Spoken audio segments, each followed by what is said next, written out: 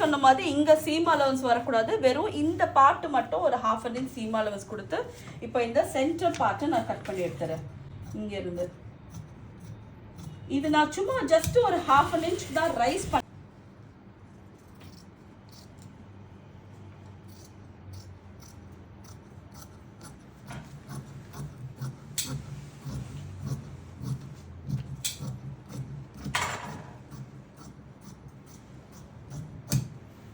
Okay, இப்போ இந்த waste point இருக்கா, இந்த வேஸ்ட் பாயிண்ட்ல இங்கே ஒரு நாச், வேஸ்ட் பாயிண்ட்ல ஒரு நாச் சின்னதாக போடுங்க, ரொம்ப வேண்டாம்.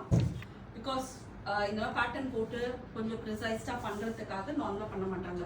So if you making this princess cut கவிஸ்மா யாராவது கேட்டாங்க, அவங்களுக்கு நீங்கள் பண்ணி கொடுக்குறீங்கன்னா நல்லாவே சார்ஜ் பண்ணலாம். நல்லாவே சென்ஸ், இந்த சென்ஸ் என்ன சொல்றேன்னா 600 ரூபாயிலிருந்து 800 1000 வரைக்கும் கூட தைரியமாக சார்ஜ் பண்ணுங்க. பிரச்சனைனா கேட்க பயப்படாதீங்க, கேட்குறத கேளுங்க. ஸோ நமக்கு தெரியும் இப்போ பார்த்தீங்கன்னா எவ்வளோ வேலைன்னு, பேட்டர்ன் போட்டு கட் பண்ணி பாடிஸை செக் பண்ணி ஆம் ரவுண்ட் பண்ணி இவ்வளோ வேலை இருக்குது. ஸோ நான் சொல்கிறது மினிமம் 800 சொல்கிறேன், மேக்ஸிமம் நீங்கள் 1500 வரைக்கும் கூட நீங்கள் கேட்கலாம், தாராளமாக கேட்கலாம். பிகாஸ் இதில் அவ்வளோ வேலை இருக்குது. இதர் இது வந்து ஒரு நல்லா ஷார்ட்டாக போயிடணும், இல்லை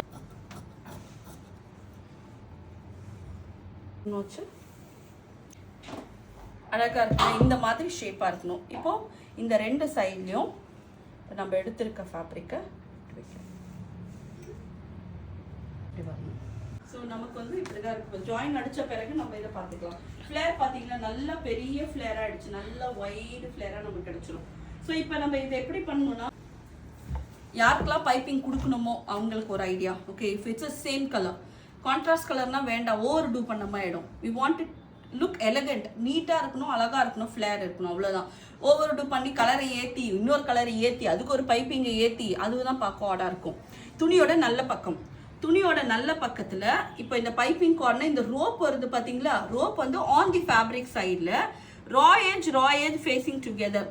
ஸோ நம்ம ஆல்ரெடி இங்கே அரை இன்ச் சீம் அலவன்ஸ் வரைஞ்சிருக்கோம் இல்லையா, நம்ம பைப்பிங் கார்டும் நல்லா அரை இன்ச்சுக்கு சீம் அலவன்ஸில் இருக்கும். ஸோ அதை இப்படியே 1/2 inchல இப்படி மேலேருந்து கீழே வரைக்கும் ஃபஸ்ட்டு வச்சு ஸ்டிச் பண்ணிடுங்க on the main garment. Main கார்மெண்ட்டோட சென்டர் பேனலில் ஃபஸ்ட்டு இதை வச்சு தைச்சிடணும். ஓகேவா, இது புரிஞ்சுட்டீங்களா ஃபர்ஸ்ட் ஸ்டெப்.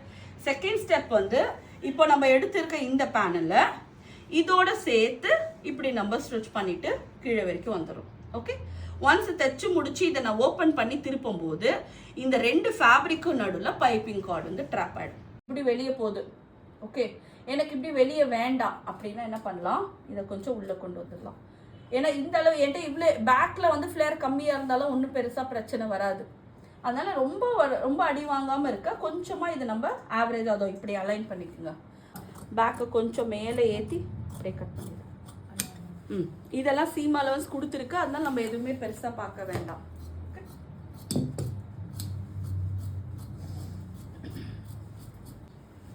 இப்போ இதில் வந்து பாக்கெட் பண்ண போகிறோம். பாக்கெட்டுக்கு வந்து ஃபஸ்ட்டு நம்ம இதை நாச் பண்ணிக்கலாம், போடக்குள்ள நமக்கு ஈஸியாக இருக்கும். ஓகே, ஸோ ஜிப்பு வந்து ஃபஸ்ட்டு எது வரைக்கும் இருக்கணும்னு கேட்டிங்கன்னா வேஸ்ட்டை தாண்டி கீழே வரணும், அவ்வளோதான் கான்செப்ட். மேலே நெக்லைன்லேருந்து என் வேஸ்ட்டை தாண்டி கீழே வரணும், ஹிப்லைன் வரைக்கும்லாம் போடணும் அவசியம் இல்லை. அதை இந்த பாக்கெட் வைக்கிறதுக்காக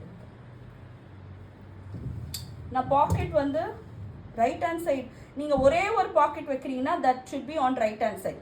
ஒரே ஒரு பாக்கெட் வரும் இல்லையா, அது ஒரே ஒரு பாக்கெட் வச்சிங்கன்னா அது உங்கள் ரைட் ஹேண்ட் சைடில் தான் இருக்கணும்.